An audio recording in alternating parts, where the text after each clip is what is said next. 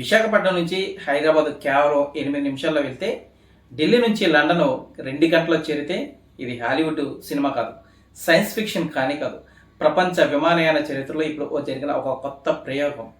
మనం సాధారణంగా ఎక్కే విమానాలు గంటకు 850 కిలోమీటర్ల వేగంతో వెళ్తాయి. అది మనకు వేగంగానే అనిపిస్తుంది.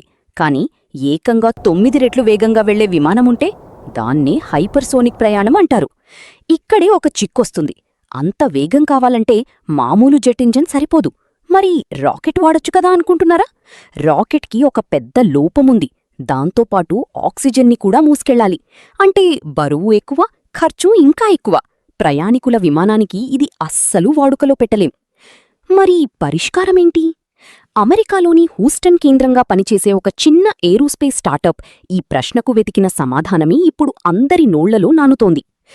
జెట్ ఇంజిన్లాగా గాలినే వాడుకుంటూ రాకెట్లాంటి పేలుడు శక్తిని వాడితే? ఈ ఆలోచన నుంచి పుట్టింది రొటేటింగ్ డెటోనేషన్ రాకెట్ ఇంజిన్. పేరు వినడానికి కష్టంగా ఉన్నా భావన సింపుల్. సాధారణ ఇంజన్లలో ఇంధనం మెల్లగా మండుతుంది.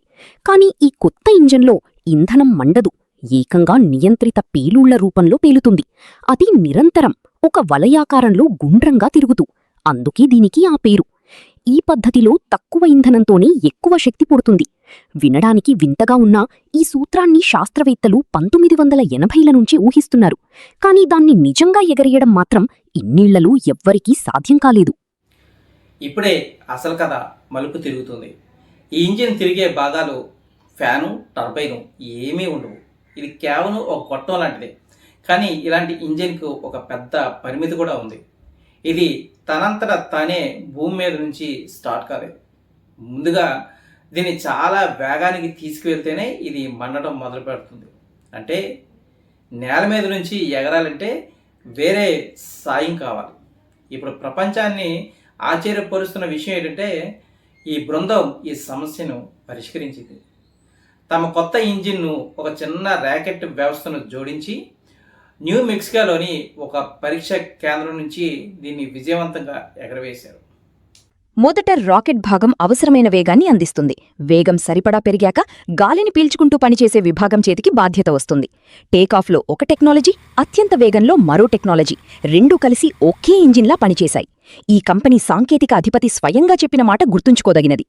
ల్యాబ్లో ఇంజిన్ మండడం వేరు, నిజమైన విమాన పరిస్థితుల్లో నమ్మకంగా పదే పనిచేయడం వేరు అని. ఇది ఎందుకింత పెద్ద విషయం? ఎందుకంటే ఈ టెక్నాలజీ ముదిరితే ఇది కేవలం మిలిటరీ లేదా అంతరిక్ష ప్రయోగాలకే పరిమితం కాదు. కంపెనీ లక్ష్యమేంటంటే శబ్దం కంటే 4 రెట్లు వేగంతో ప్రయాణించి ప్రయాణికుల విమానాన్ని తయారు చేయడం. భవిష్యత్తులో దీన్ని 9 రెట్ల వేగానికి కూడా తీసుకెళ్లాలని చూస్తున్నారు. ఒక్కసారి ఊహించండి. హైదరాబాద్ నుంచి సింగపూర్ ప్రయాణం గంటల్లో కాదు, నిమిషాల్లో పూర్తయితే, భారత్ నుంచి అమెరికా ప్రయాణానికి రోజంతా కాదు, కొన్ని గంటలు మాత్రమే పడితే. కాని నిజాయితీగా చెప్పాలంటే ఇది ఇప్పుడే జరగదు. ఇది కేవలం ఒక చిన్న పైలట్ లేని పరీక్షా విమానం మాత్రమే. ప్రయాణికులను తీసుకెళ్లే విమానం రావాలంటే ఇంకా ఎన్నో దశల పరీక్షలు, భద్రతా ప్రమాణాలు దాటాలి. అందుకు ఏళ్లు పట్టచ్చు.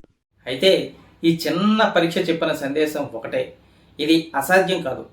ప్రతి గొప్ప ఆవిష్కరణ ఇలాంటి చిన్న విజయంతోనే మొదలవుతుంది. ఈరోజు ఒక చిన్న టెస్ట్ ఫ్లైట్ రేపు ప్రపంచంలోనే అత్యంత వేగవంతమైన ప్రయాణికుల విమానంగా మారుతుందా? లేదా ఇలాంటి ఎన్నో ప్రయోగాల్లో ఒకటిగా మిగిలిపోతుందా? దానికి సమాధానం రాబోయే కొన్నేళ్ళలో తెలుస్తుంది. మీ అభిప్రాయం ఏంటి? హైపర్ సోనిక్ విమానాలు నిజంగా వస్తే మీరు మొదటి ఎక్కడికి వెళ్ళాలనుకుంటున్నారు? కామెంట్ రూపంలో తెలియజేయండి. వీడియో నచ్చితే లైక్ చేయండి, షేర్ చేయండి. దయచేసి నా ఛానల్ను సబ్స్క్రైబ్ చేయండి. Thank you.